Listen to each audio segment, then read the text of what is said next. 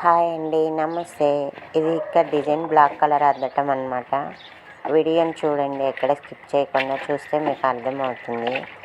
Like చేయండి, share చేయండి, subscribe చేసుకోండి, కామెంట్ కూడా చేయండి మేము చేస్తున్న పని ఎలా ఉందా అని.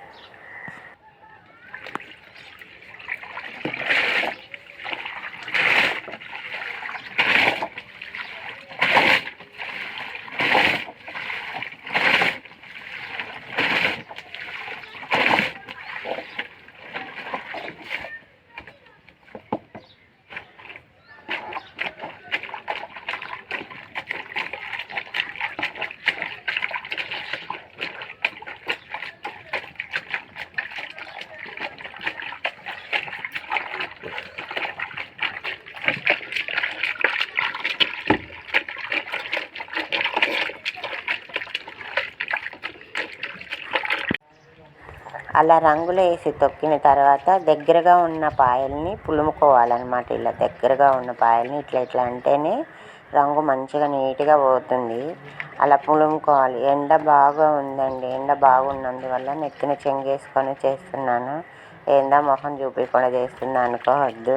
ఎండ చాలా బాగుంది. మా పొయ్యి దగ్గర పైన కప్పు లేదనమాట. అందువల్ల ఎండ బాగుందని నెత్తిన చెంగేసుకొని చేస్తున్నాను.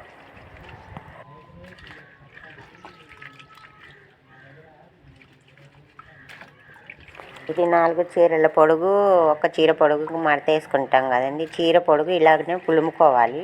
పులుముకున్న తర్వాత మొత్తం నీట్గా పులుముకున్న తర్వాత హాట్ వాటర్లో ఒక ½ అవర్ మళ్ళీ ఉడకబెట్టాలన్నమాట. అది కూడా నెక్స్ట్ ప్రాసెస్ చూపిస్తాను మీకు. చూడండి, వీడియోని చూడండి, లైక్ చేయండి, షేర్ చేయండి, సబ్స్క్రైబ్ చేసుకొని కామెంట్ కూడా చేయండి.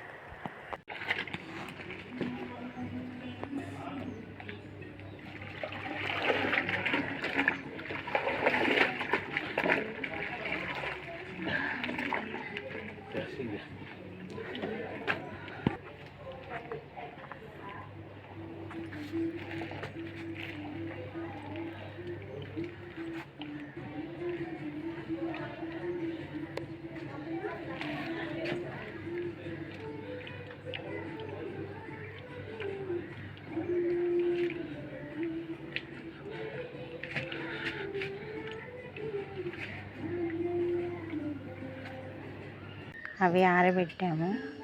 ఇది సింగిల్ కలర్ అన్నమాట. ఇట్లా ఫస్ట్ ఈ కలర్ వార్పి కలర్ అద్దుకున్నాము. దాని మీద డిజైన్ కట్టి బ్లాక్ రంగు అద్దాము. బాగా డార్క్గా రావాలని చెప్పారు, అందుకని ఆరబెట్టాను అనమాట. పచ్చి మీద ఈ కట్లు తీసి చూడకూడదు. డిజైను ఆరినాక తీసి చూడాలి. ఒకవేళ లైట్గా అనిపిస్తే మళ్ళీ అద్దాలన్నమాట. షేడు వాళ్ళు ఇచ్చిన షేడు వచ్చిందా రాలేదా చూసుకోవాలి. అందుకని ఆరబెట్టాము.